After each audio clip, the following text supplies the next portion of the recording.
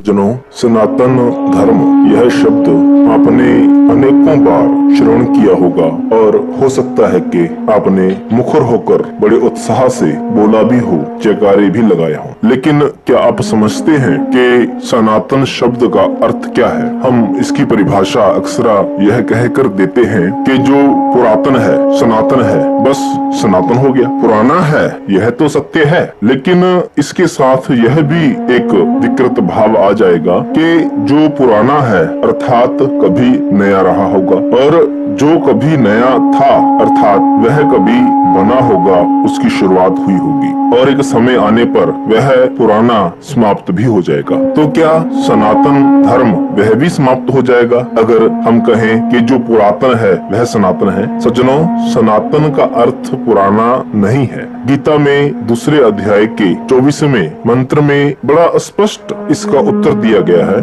श्री कृष्ण कहते हैं, अच्छेद्यो अहम तदह अयम अक्लेद अशोष्यव च नित्यः सर्वगतः स्थाणुर्चलयम् सनातनः। अर्थात है अर्जुन, जो छेदा नहीं जाता, जलाया नहीं जाता, जो सूखता नहीं, जो गीला नहीं होता, जो स्थान नहीं बदलता, कौन है वो? ऐसे रहस्य में वह तात्विक गुण तो मात्र केवल परमात्मा के ही हैं, और जो सत्ता इन दैवीय गुणों से परिपूर्ण हो वही सनातन कहलाने के योग्य है। अर्थात ईश्वर ही सनातन है, जो ना तो कभी नया रहा, ना ही कभी पुराना होगा, और ना ही इसकी शुरुआत है और ना ही इसका अंत है। अर्थात ईश्वर को ही सनातन कहा गया है। और जो हम कहते हैं अपने अस्तित्व की परिभाषा देते हुए कि हम सनातनी हैं, सनातन धर्म के अनुयायी हैं, सज्जनों, हम सनातनी कब बनेंगे अगर ऐसे दैवीय गुण हमारे में प्रवेश कर जाएं, जैसे अच्छेद्यो अहम, हम छेदे न जाएं, अधः अयम, हमें अग्नि प्रभावित न करे, अक्लेद अशोष्यव च, हम न गीले हों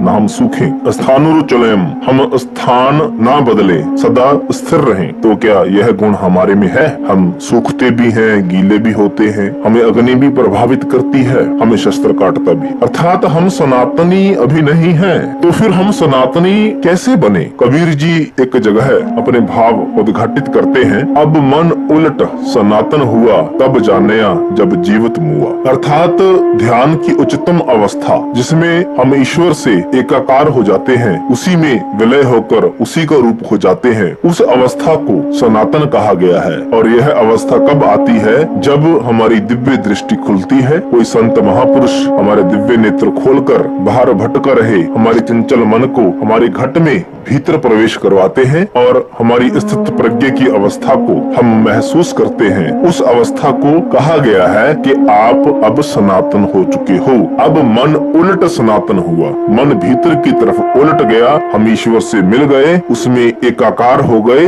इस अवस्था को सनातन कहा गया है। इसलिए सज्जनों, केवल बोलने से नहीं, ठीक है, जय घोष करने कहीं बुरी बात नहीं है। यह हमारी श्रद्धा को, हमारे उत्साह को, हमारी भावना को, हमारे धर्म के प्रति उबाल को दर्शाता है, निस्संदेह प्रशंसनीय है। लेकिन केवल कोरे भाषणों से अथवा कोरे वाक्यों से हम सनातनी ना बने, बल्कि गीता के आधार पर, धार्मिक शास्त्रों के आधार पर हम सनातनी बने। फिर देखिए, जीवन की लहर ही कुछ और होगी।